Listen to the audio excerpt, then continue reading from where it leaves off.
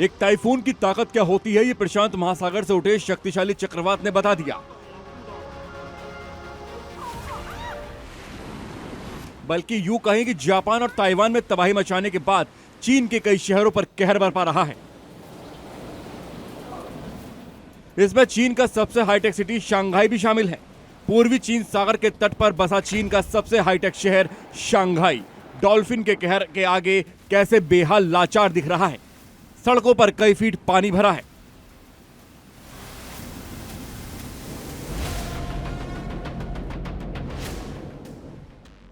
गाड़ियां न चल पा रही हैं और न ही लोग।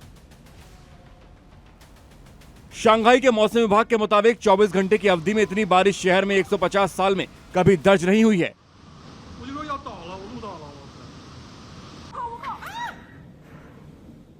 मौसम विभाग ने आने वाले दिनों में कुछ इलाकों में 200 से 400 मिलीमीटर तक बारिश होने की पुष्टि की है।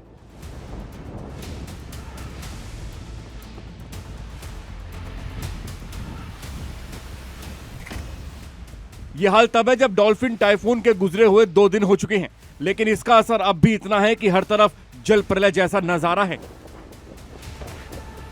9 अगस्त की शाम जब टाइफून डॉल्फिन जेजियांग प्रांत के युहान तट से टकराया, तब हवा की रफ्तार और बारिश की ताकत कुछ ऐसी थी।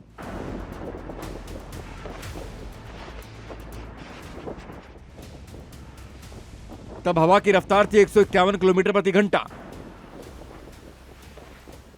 इसकी चपेट में जो भी आया, छोटे मोटे घर, मॉडर्न हाट, यहां तक कि गाड़ियां भी तेज हवा के साथ मूसलाधार बारिश में बहती नजर आईं।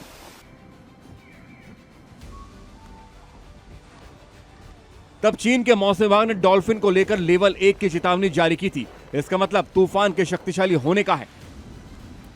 लेकिन लैंडफॉल के बाद डॉल्फिन जिस तरीके से पूरे मध्य और पूर्वी चीन में विकराल हुआ, मौसम विभाग ने इसे ब्लू कैटेगरी का टाइफून करार दिया। इसके ताकतवर प्रहार के आगे सारे तकनीकी इंतजाम धरे के धरे रह गए।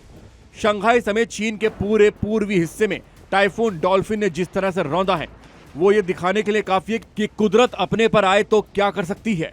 भारी बारिश के साथ हवा की गति 42 मीटर प्रति सेकंड यानी करीब 151 किलोमीटर प्रति घंटे तक पहुंच गई। आपको बताते हैं कि चीन से टकराया टाइफून इतना ताकतवर क्यों था।